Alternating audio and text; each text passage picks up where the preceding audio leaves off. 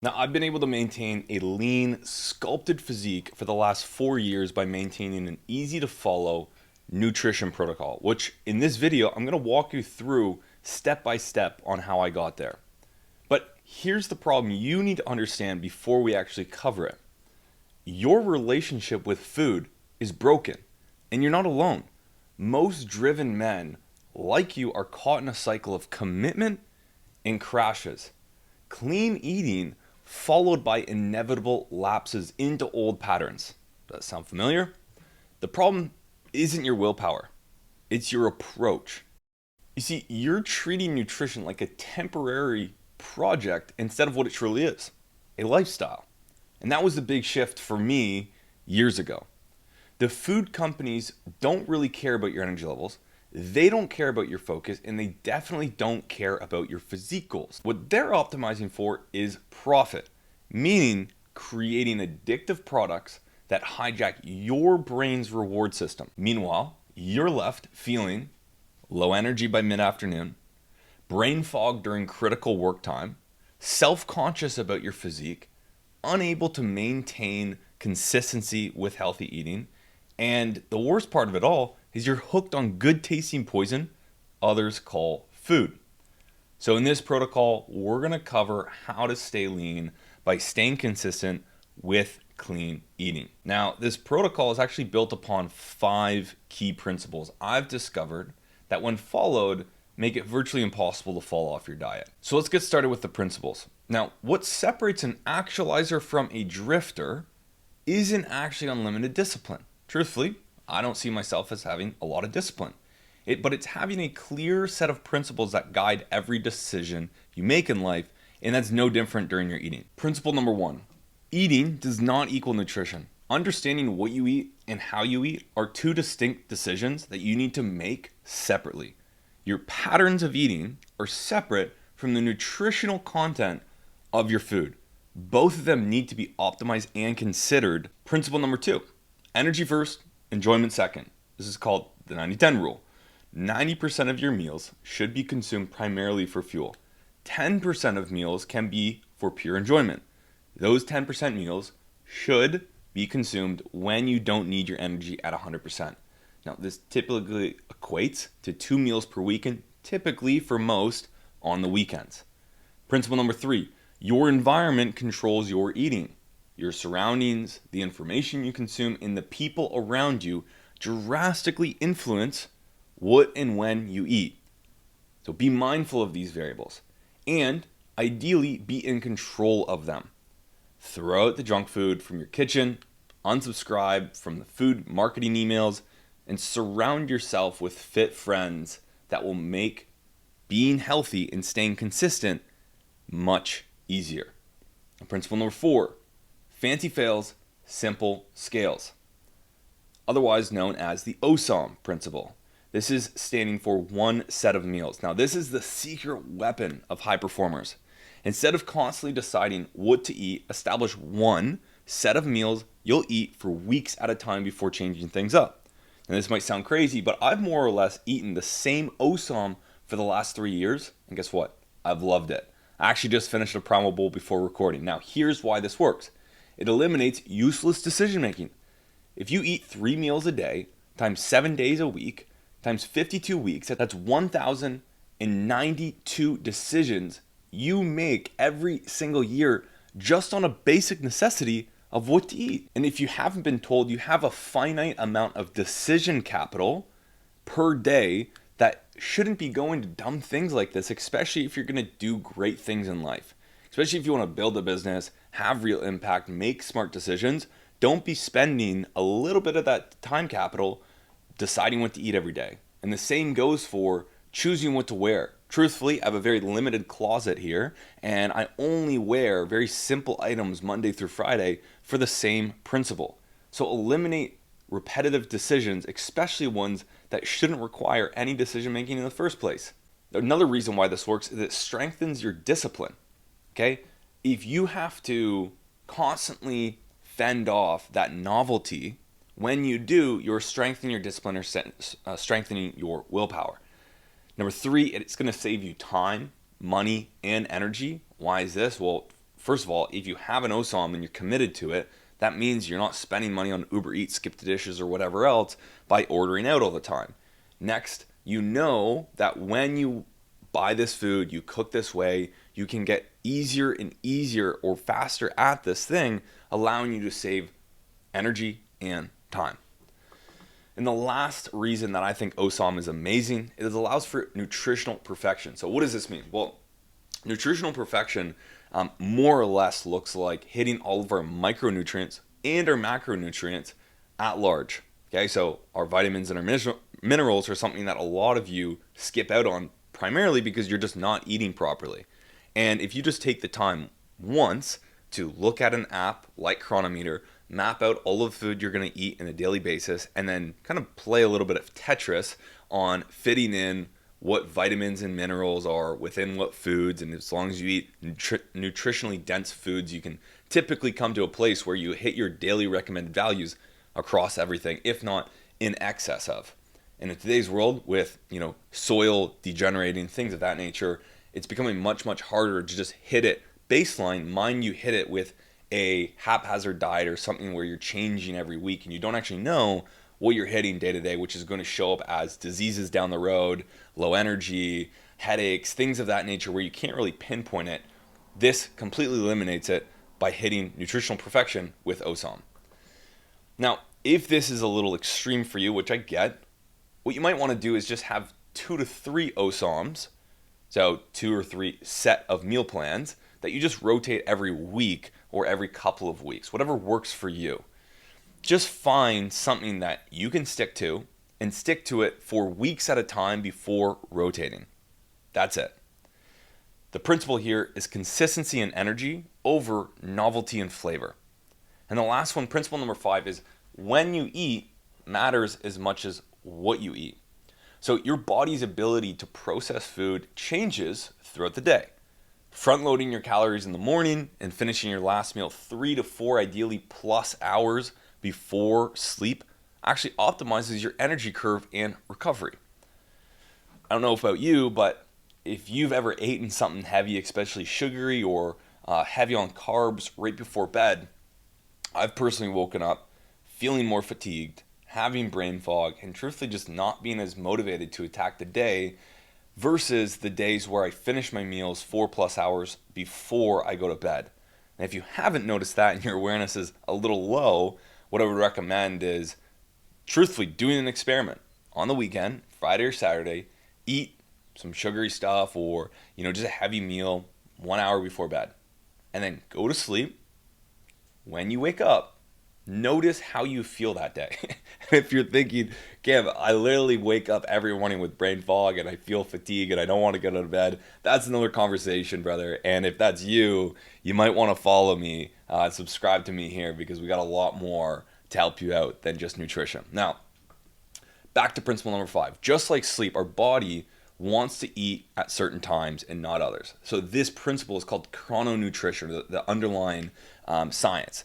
It's the science of how timing of your food intake affects your health, your metabolism, and your body composition. So again, it's not just what you eat, but it's when you eat. That's going to determine how well your body actually utilizes the nutrients, builds muscle, stores fat, and regulates your hormones. So this can be things like your serotonin and your cortisol levels, when they rise and fall, your melatonin if they're delayed. So one of the reasons you might actually feel fatigued at night, in the morning from eating at night, is as a result of eating late, which is going to delay your melatonin, because your melatonin production will be suppressed as a result of eating some food, because now you're signaling to your body, hey, we're awake, we're energized, we're moving still, okay? And your melatonin is the thing that's going to say, no, we should go to bed. And so if that's delayed, your melatonin will eventually come back online and will secrete, but it's going to be later in your sleep, which will then delay when you want to wake up, in which if you were to wake up at your normal time but you eat late, you will feel fatigued.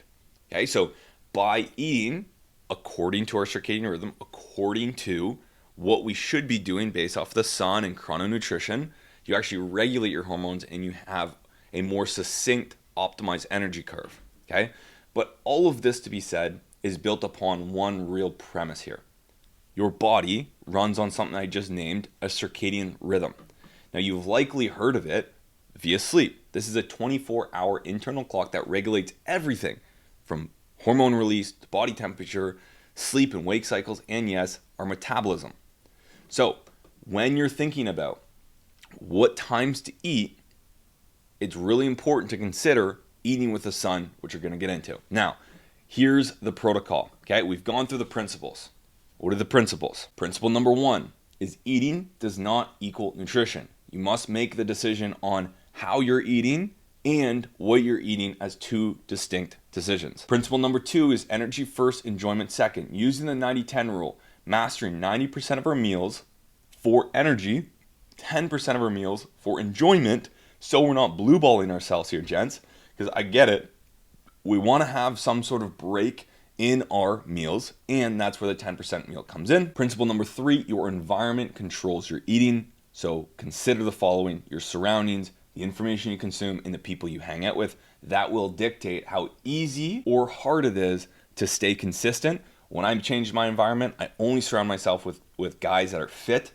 I don't keep any junk food in my house, and I certainly don't consume bullshit, brain rot, crazy food channels or crazy food Instagram accounts that is promoting these ridiculous food habits. And I certainly don't subscribe to pizza email marketing. Principle number 4, fancy fails, simple scales. That's using the OSOM principle, which stands for one set of meals. And principle 5, when you eat matters as much as what you eat. That's the idea of chrononutrition. So now the protocol. Let me walk you through the step-by-step process on how to do it, because we need to define what our nutrition protocol is. So here's what you need to answer. Step 1, you need to figure out who's going to make the decision around our nutrition. I want you to fire your lower self from making any food decisions from now on. Revoke authorization from all versions of you except for the energy first version of you. Pre-commit to your nutritional protocol by only acting on the decisions made by your higher self, your energetic self. Your lower self is described as that version of you that holds you back from going after your goals. He's the saboteur, the demon, or as I like to call him, the hedonic boy. The higher self is the very opposite, the goal chaser, virtue-driven version of you. That's the version that's going to make this nutritional protocol. So I want you to build the nutritional protocol around what your higher self would approve of. So this is step 1. Define your eating windows. First, you want to schedule specific times to eat and stick to it. Put it in your calendar on repeat. You're going to stop eating 3 to 4 hours before bed, considering chrononutrition, and I want you to eliminate snacking to maintain focus and energy throughout the day. So here's what I would suggest as a proper mealtime with chrononutrition in consideration. So I find the absolute best schedule to work off of is starting your day. As soon as you wake up, you're basically eating. So option A that I would consider is 8 a.m. for breakfast, 12 p.m. for lunch, and 4 p.m., yes, 4 p.m. for dinner. Now, you can have a small snack, a light snack, ideally around 2 to max 300 calories in the evening if you so choose, okay? And I would ideally pair that with some sort of exercise if you're going to do it. But I would ideally have you finish all eating before 4 p.m., okay? Now, this is ideal for an earlier riser that's going to wake up at maybe 6 or maybe 7, and it's going to be the most optimal for glucose metabolism, meaning when you have that first meal at 8 a.m.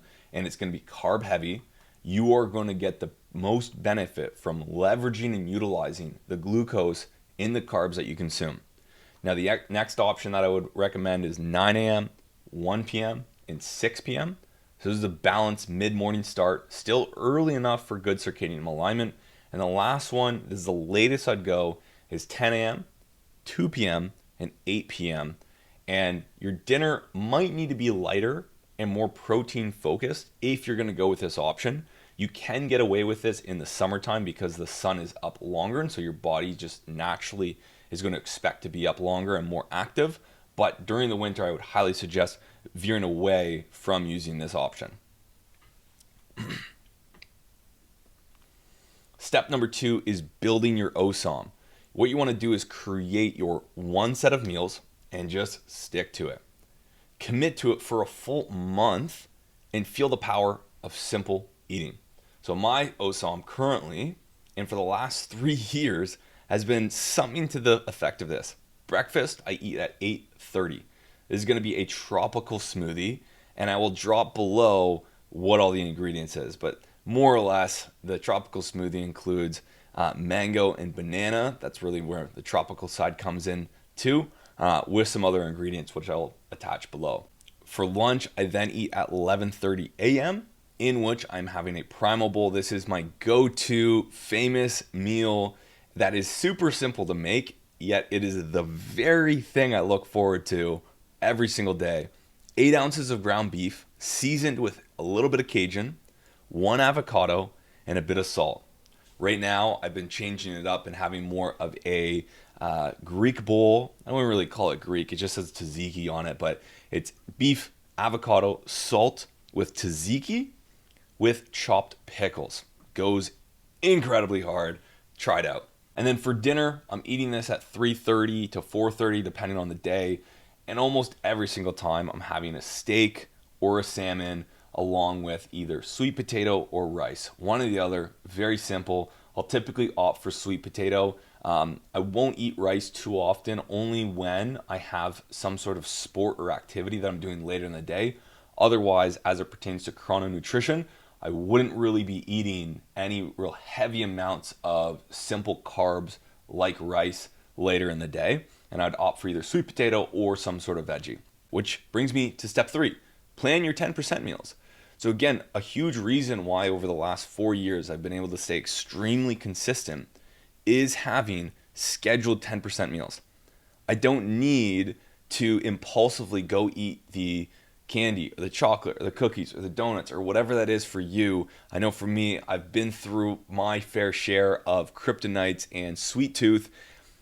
The thing that made it really easy is scheduling when I was going to have my 10% meals. Now, this might sound funny, scheduling your 10% meals, but it's the very thing that allows you to push your desires or push these otherwise impulses that we would act on into a place or a period that we know we can act on them within the bigger picture. And in that case, you're not breaking protocol. You don't have to have a cheat meal, as a lot of people like to call it. And that's why I hate the word cheat meal, because it implies that you're cheating and it implies you're going against your protocol. It's going against what you've worked so hard to build up. Instead, let's budget in these meals. And so let's schedule them and give you an opportunity to actually go ahead and enjoy them. So plan your 10% meals. Let's open up your calendar right now. Pause the video. When are you going to have your 10% meal this week?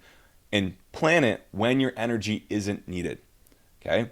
So when you do this, what you're going to notice is midweek, when you want to eat something snacky that you otherwise would, you'd say, hey man, like, all good. If you want to eat this, great. That's what we're going to have during that 10%. Because you don't need to plan exactly what you're going to eat. You're going to plan when you're going to eat it. So you can push those cravings into those periods of your week where you can actually indulge in these meals. And I usually like to make it a fun game for myself of looking for my 10% for that week. What am I craving this week? What do I actually want to go out and splurge on or indulge in? It's fun because each week my body craves something new. Sometimes it's the same thing, sometimes it's different, but I get to enjoy that in the moment when that 10% comes up instead of impulsively jumping into it, eating it, ruining my week, ruining my energy, and feeling guilty and have to battle my internal conversation with myself because it wasn't planned.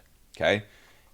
Caveat to all this, life is about having fun and being spontaneous sometimes, in which maybe in the middle of the week, we just send it. You know, something comes up, we have a fun dinner to go to, dude, just go off, right? It's not about being in protocol 100% of the time. One of my principles inside of Actualizing with the rest of the guys is have fun.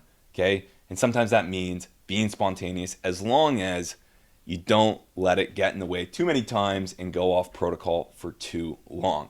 Step 4 is going to be decide how and when you're going to meal prep. The biggest objection I hear from guys is they just don't have time to cook. Truthfully, I think it's fucking a crock of bullshit and laziness. So This is very easy to overcome by putting a little bit of preparation in place, in which we're going to do right now. So meal prep is such a hack. Seriously, it's so easy to stay locked in during the day when you don't have to worry about cooking. However, if you go throughout the week and you're very reactive, it's no wonder you can't stay consistent with your eating and you end up ordering Uber Eats. So when you meal prep paired with OSOM, you can literally meal prep an entire week of meals in a matter of 1 to 2 hours. I shit you not, 1 to 2 hours on Sunday. Even better, get yourself an amazing partner or a chef to completely delegate this. That's what I've done. I literally don't even meal prep anymore because I either have my girlfriend do it, or I live with my business partner right now, which we've agreed that he's going to do it so I can focus on what's important for me and the business. Whatever you decide, whether you're going to do it, you're going to have your girlfriend, you're going to hire a chef, whatever, just schedule it in. Whatever it is. And if it's scheduling someone else in, do it. But make sure you have the time on a weekly basis and you never give your lower self an excuse to eat out or eat energy draining meals or miss a meal. Simple as that. And I'll give you a little pro tip here is delegate your grocery shopping. Just like you're going to delegate potentially your meal prep, you should totally delegate your your grocery getting. So if you're not using a service like Instacart, I can understand why you might hate cooking at home and not do it all that often. So Instacart is phenomenal. I used to personally waste hours each week wandering around the grocery store, not to mention all the decision capital and willpower I spent resisting the urge to buy sugar because, like I said, I have a crazy sweet tooth. So now, fast forward today, for the last 5 years, I've hardly ever stepped into a grocery store now and have my girlfriend or business partner actually order groceries from Instacart. So I delegated grocery getting via Instacart. And now I further delegated it with my girlfriend, literally just reordering everything on Instacart. I don't even have to order anything. The food's always there. It's amazing. And guess what? It's not that hard. It's so easy and it's not expensive at all. If you make more than $5 an hour, basically, it's worth you going and paying someone to go and do this. So it's $99 per year for a membership, then $3 to $7 per order for another human to go shop your groceries and only buy what you need, then deliver them directly to your house. So I have a link to sign up to Instacart. Both if you're in Canada and the US, you get $10 free on your first order. And if you run a business, you can sign up using their business program. And I think you get a full year free if you click the link below with the Instacart Plus membership. So that $3 to $7 per order just goes away, which is crazy. Now, some common obstacles that come up when it comes to consistent eating is this. A clearly defined nutrition protocol is the fastest way to achieve this, but there's still going to be some pitfalls. So number one is emotional eating. Okay, we can set a plan in place, it's all good, but emotions are always going to come into play when it comes to food, and I used to be a major victim of this quite often. Now, when you feel the urge to eat based on emotions rather than hunger, what I want you to do is pause and ask, am I truly hungry or am I just uncomfortable? It's an interesting question. So replace food with more effective emotional tools. If you find yourself eating out of emotion, stop, journal your thoughts, meditate for a sec, take 3 deep breaths, whatever you need to do, but just use that as an indicator that you might need to address something emotionally instead of caving to the emotions that pull you into food typically. Okay, I used to do this all the time on the goods and the lows. Next, social pressure. This is a big one for a lot of you, especially you guys in your 20s. You'll inevitably face social pressure to deviate from your protocol. Except that being in the 1% means doing what 99% won't do, including sometimes feeling like the odd one out or being bold enough to lead the change. So over time, you do get used to it and you see the bigger payoff when your energy stabilizes, your physique gets better and becomes more optimized more consistently. That in and of itself is worth way more than any amount of fries you can stuff your face with in the moment is worth. So leave that to your 10% meals, which you've already committed to. But when it comes to social pressure, when you're out, when your friends text you, again, make the pre-commitment to yourself. Hey guys, totally open to coming out and I'm pre-committed to not eating fries, or I'm pre-committed to just eating before I come out to dinner. Or, hey, you're pre-committed to yourself. You're like, I'm going to order the steak and veg. I'm not going to order any deep fried. I'm not going to, just make these commitments and understand it will feel weird. Okay, you're gonna be in places where your friends get the pizza, your friend get the whatever, and it's not your 10%. And you're like, hey, I know my principles. I know what decisions are right and what are wrong, and I only allowed my higher self to make the decision, not my lower self. And as a result, I'm gonna stay committed to my nutritional protocol, and that's exactly what I've done over the last 4 years to stay fucking dialed. So here are the closing thoughts from me. The ultimate goal isn't restriction, gents. If it sounds like that, it isn't. It's actually freedom. When your eating protocol becomes second nature, you will gain the mental bandwidth to free up from constant food decisions into more important things, which will give you constant energy throughout the day because you're eating a dialed in nutritional protocol.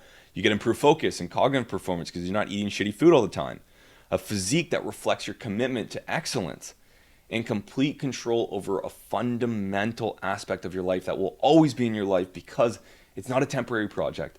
It's a fucking lifestyle, gents, and understand that nutrition is so important if you want to excel and stay consistent. Seriously. So this isn't about perfect adherence. We talked about that. It's about having a system that brings you back to center even when you deviate, and that is the key to staying consistent. So the drifter, he lets his environment, he lets his emotion and social norms dictate his eating. The actualizer, he delegates these decisions to his higher self, the version of him that's playing the long game.